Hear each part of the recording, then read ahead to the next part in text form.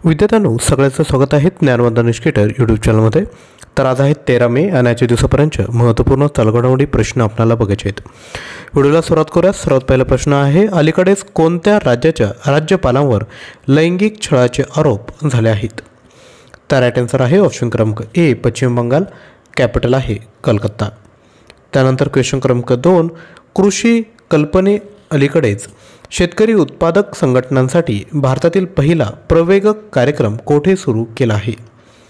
तर right answer आहे बेंगळुरू या ठिकाणी. लक्षात घ्या, कृषीकल्पा शेतकरी उत्पादक संघटनांना सक्षम बनवण्यासाठी समर्पित एक गैर नफा संस्था आहे. कृषीकल्पा उद्योजकीय कौशल्ये विकसित करण्यास, पुरवठा साखळी व्यवस्थापन आणि एपीओच्या सदस्यांना बाजार अभिमुखता प्रशिक्षण देण्यास मदत करेल. त्यानंतर क्वेश्चन क्रमांक 3, आंतरराष्ट्रीय परिचारिका दिवस केव्हा साजरा करण्यात येतो? राईट आन्सर आहे 12 मेला हा दिवस विद्यार्थ्यांनो साजरा केला जातो. लक्षात घ्या, यालाच इंटरनॅशनल नर्सेस डे असं देखील म्हटलं जातं आणि 2024ची थीम आहे अवर नर्सेस अवर फ्युचर. त्यानंतर क्वेश्चन क्रमांक 4, चीनने डॅडेश यांची भारतातील नवीन राजदूत म्हणून नियुक्ती केली आहे. तर राईट आन्सर आहे ऑप्शन क्रमांक सी जू फेहोंग. 18 महिन्यानंतर चीनने भारतात राजदूत पाठवले आहेत. त्यानंतर क्वेश्चन क्रमांक 5, बहुसंख्य लोकसंख्येमध्ये भारताने टक्केची दुसरी सर्वात लक्षणीय घट पाहिली आहे. तर लक्षात घ्या, लोकसंख्येमध्ये भारताने 7.82% दुसरी लक्षणीय घट पाहिली आहे. त्यानंतर क्वेश्चन क्रमांक 6, पवन ऊर्जा केंद्रासाठी अदानी ग्रीन एनर्जीसोबत 20 वर्षांचा वीज करार कोणी केला? तर तो केला आहे श्रीलंकेने. त्यानंतर पुढील क्वेश्चन बघूयात. क्वेश्चन क्रमांक 7, महिलांवरील हिंसाचाराचा सामना करण्यासाठी नुकताच पहिला कायदा कोणत्या देशाने स्वीकारला आहे? तर तो स्वीकारला आहे युरोपियन युनियनने.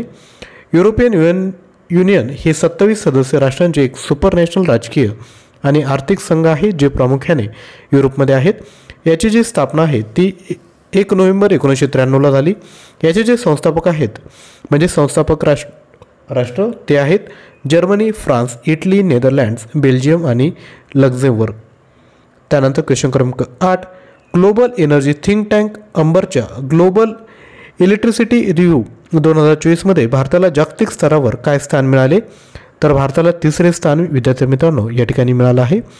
2023मध्ये भारताच्या सौर ऊर्जेतील वाढीमुळे जपानला मागे टाकून जगातील 3ऱ्या क्रमांकाचा सौर ऊर्जा जनरेटर बनला आहे. भारत देश 2015मध्ये 9व्या क्रमांकावर होता. 2023मध्ये चीन आणि अमेरिका हे 2 प्रमुख उत्पादक भारताच्या पुढे आहेत. त्यानंतर क्वेश्चन क्रमांक 9, भारतीय लष्कराने हवाई दलाने गगन स्ट्राईक 2 हा संयुक्त सराव कोठे केला?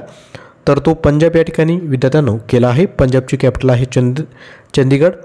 तामिळनाडूचे आहे चेन्नई. राजस्थानचे आहे जयपूर. तुमच्यासाठी होमवर्क आहे गुजरातची कॅपिटल विद्यार्थी मित्रांनो खाली कमेंट करायचे आहे. त्यानंतर क्वेश्चन क्रमांक 10, भारतीय नौदलाचे कार्मिक प्रमुख म्हणून कोणाची नियुक्ती करण्यात आली आहे? तर राईट आन्सर आहे संजय भल्ला यांची नियुक्ती करण्यात आली. यानंतर आता कालचे जे प्रश्न आपण बघितले होते त्यांची रिव्हिजन करून घेऊयात. पहिला प्रश्न होता, राष्ट्रीय तंत्रज्ञान दिवस कधी साजरा केला जातो? राईट आन्सर आहे 11 मे रोजी. भारत आणि भूतान यांच्यातील 5वी संयुक्त सीमाशुल्क गट बैठक कोठे आयोजित करण्यात आली? आन्सर आहे लडाख. 7 मे रोजी ब्रो म्हणजेच बॉर्डर रोड ऑर्गनायझेशनने आपला कितवा स्थापना दिवस साजरा केला? आन्सर आहे 65वा. नेक्स्ट, अलीकडेच कोणत्या राज्यात कॅटफिशची एक नवीन प्रजाती शोधण्यात आली आहे? आन्सर आहे Arunachal Pradesh, capital Itanagar. Next, सेतूद्वारे banking, वित्तीय सेवा आणि विमा क्षेत्रासाठी लॉन्च करण्यात आलेल्या भारतातील पहिल्या डोमेन विशिष्ट लार्ज लँग्वेज मॉडेलचे नाव काय? आन्सर आहे सेसम.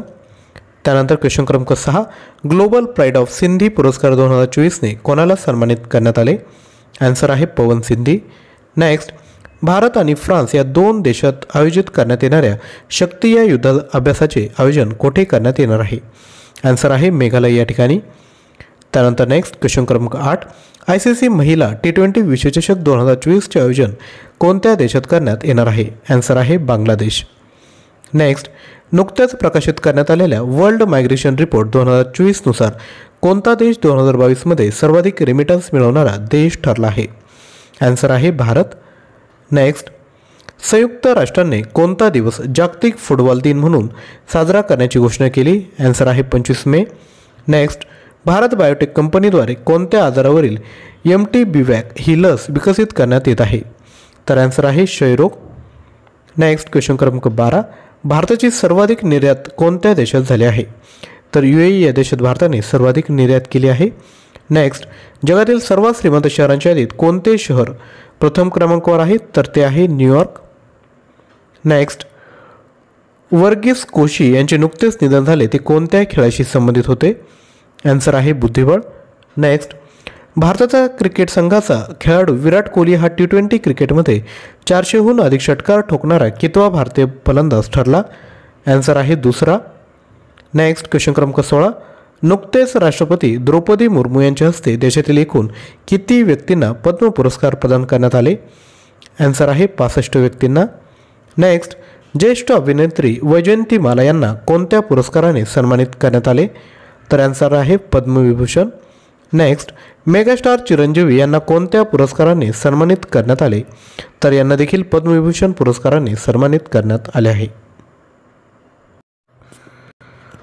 तर विद्यार्थ्यांनो, या पद्धतीने आपण चालू घडामोडी प्रश्नांचा सराव केला आहे. जर आपल्याला चालू घडामोडी PDF पाहिजे असेल तर आपण 93 56 25 60 34 यावर मेसेज करा.